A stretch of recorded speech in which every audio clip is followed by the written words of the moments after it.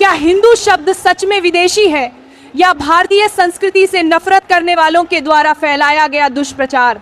Social media से लेकर सत्ता के गलियारों तक कुछ तथाकथित बुद्धिजीवी लोग कहते हैं कि हिंदू शब्द मुगल और अरबी भाषा में दी गई गाली है। इसका जवाब मैं एक ही शब्द में दे दूं, अरबी भाषा की आधुनिक डिक्शनरी में ऐसा कोई शब्द नहीं है जो हिंदू शब्द को गाली साबित करता हो। अगर कोई ये साबित कर देता है तो मैं आज के बाद वीडियो नहीं डालूंगी।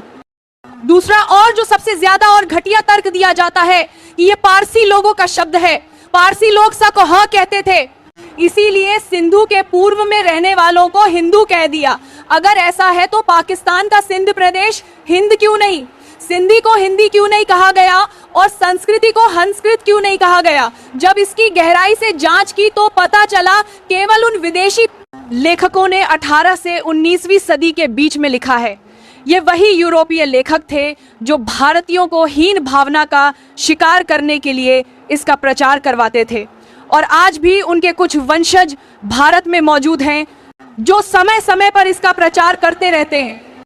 आपने देखा होगा सबसे ज्यादा यह चर्चा में तब आया जब 2014 के बाद हिंदुओं ने अपने खोए हुए गौरव को पाने के लिए एकजुट होना शुरू किया, जिससे उन लोगों की सजाई गई दुकान बंद होने लगी। जब हिंदू एक होने लगे तब उन लोगों ने हिंदुओं में हीन भावना पैदा करने के लिए इस तरह की भाषा का प्रयोग किया। लेकिन मेरे जवाब और तर्क इतने मजबूत हैं, जब आप इसे जानेंगे तो उनके सभी तर्क धराशायी हो जाएंगे। इसीलिए वीडियो पूरा देखना। सबसे पहले तो ये जान लो पारसी कौन है। प्राचीन इतिहासकार मानते हैं कि पारसी भी आर्यों की शाखा थे।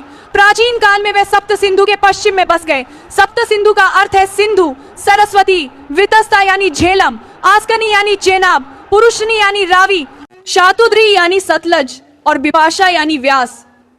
जारथस ने पारसियों को एक मत में ढाला।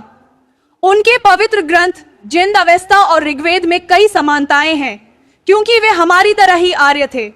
मान भी लें कि हिंदू शब्द पारसी से आया, तब भी यह 100% भारतीय ही रहेगा क्योंकि उस समय भारत की सीमा ईरान और उससे आगे तक थी। और इसका प्रमाण है तुर्की में मिला बोगाजकॉय अभिलेख, जिसमें इंद्र, मित्र, वरुण और अश्विनी कुमार का उल्लेख है। ये सभी ऋग्वैदिक देवता हैं। सा को हा से जोड़ने वाली परंपरा पारसियों से नहीं, हमारे यहाँ से ही आई। ऋग्वेद में सरस्वती को हरस्वती कहा गया। अथर्ववेद में लिखा है, हरितो नाराया, और वैदिक शब्दकोश निघंटु में भी लिखा है सरितो हरितो भवंती, अर्थात सरिता ही हरिता है। ऋग्वेद में नेता सिंधु नाम का प्रमाण मिलता है। ये साबित करता है कि सा को ह कहने की परंपरा हमारे यहाँ से ही शुरू हुई, और सिंधु शब्द को उस समय एक राष्ट्र की तरह इस्तेमाल किया जाता था जो समय के साथ हिंदू हो गया। आज भी गुजरात के पश्चिम में सौरसेनी क्षेत्र की भाषा में सा की जगह बोला जाता है।